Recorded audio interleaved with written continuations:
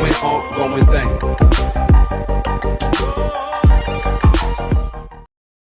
Assalamualaikum warahmatullahi wabarakatuh. Perkenalkan, nama saya Abu Faikal, NIM B1F1222003 dari Prodi D3 Teknik Kardiovaskuler Universitas Megariski Makassar. Dalam video ini saya akan menjelaskan 3 pokok bahasan tentang buku daras. Yang pertama, definisi dan panduan penulisan buku daras. Yang kedua, struktur buku daras. Dan yang ketiga, penyusunan struktur isi buku daras. Baik, pokok pembahasan pertama, definisi buku daras. Secara etimologi, kata daras berasal dari kata bahasa Arab, dars, yang artinya pelajaran. Kata dars awal atau darsani yang artinya pelajaran pertama atau pelajaran kedua, yang lebih terkenal dengan bab atau bagian.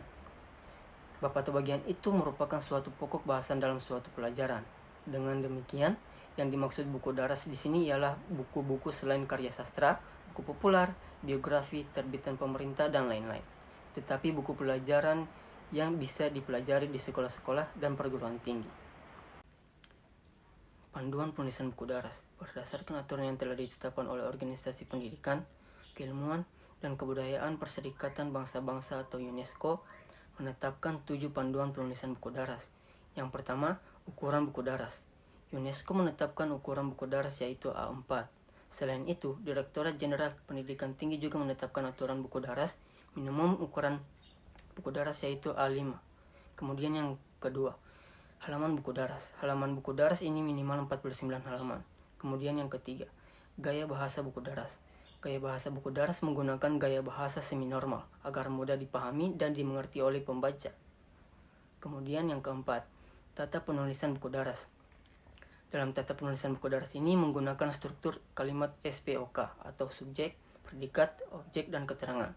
Kemudian yang kelima, format panduan buku daras harus dilengkapi dengan tujuan instruksional umum dan tujuan instruksional khusus. Yang keenam, materi buku daras harus mengambil beberapa hasil penelitian. Dan yang ketujuh, format penulisan buku daras harus dilengkapi dengan catatan kaki atau footnote, daftar pustaka, dan juga indeks. Pokok pembahasan yang kedua, struktur penulisan buku daras. Baik, yang pertama, rencana pembelajaran. Struktur alur dalam menulis buku daras harus sesuai dengan rencana pembelajaran, yang mana sudah diatur di dalam Permendiknas nomor 41 tahun 2007 tentang rencana pelaksanaan pembelajaran. Yang kedua, terdapat ilustrasi. Selain harus menyesuaikan rencana pelaksanaan pembelajaran, dalam menulis buku daras sebaiknya juga harus dilengkapi dengan ilustrasi. Ilustrasi ini perlu dicantumkan sebagai sarana komunikasi visual yang menyertai isi naskah. Kemudian yang ketiga, disertai contoh. Contoh tersebut berupa contoh kasus, contoh soal, dan lain sebagainya. Diberikannya contoh terhadap buku daras adalah untuk memudahkan pembaca atau mahasiswa dalam memahami teks yang akan disampaikan. Dan yang keempat, terdapat studi. Studi kasus ini dilakukan dengan beberapa tahapan, mulai teknik pengumpulan data, analisis, teknik identifikasi masalah, hingga treatment dan interpretasi. Pokok pembahasan yang ketiga, susunan struktur isi buku daras. Seperti yang sudah saya jelaskan pada bagian struktur isi buku daras sebelumnya, bahwa di dalam menulis buku daras hanya memuat materi pada 1 semester yang disesuaikan dengan garis program pembelajaran atau rancangan pelaksanaan pembelajaran atau juga yang disebut silabus. Baik, yang pertama, judul buku.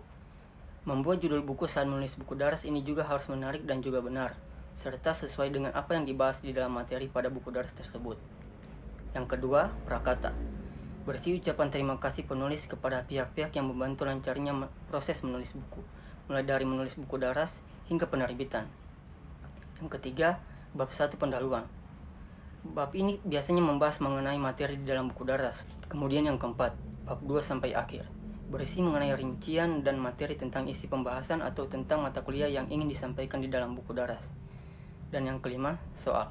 Soal tersebut harus dicantumkan sebagai upaya agar mahasiswa atau pembaca dapat mulai mencoba dan mengerjakan berbagai materi yang sudah disampaikan. Baik, sekian pemaparan materi video saya. Bila ada salah kata atau kekurangan saya mohon maaf. Wabillahi taufiq wal hidayah. Wassalamualaikum warahmatullahi wabarakatuh. 비리하게 드신 모습이 나고 있던 왜 또 이상하게 바깥에 미쳐 놓고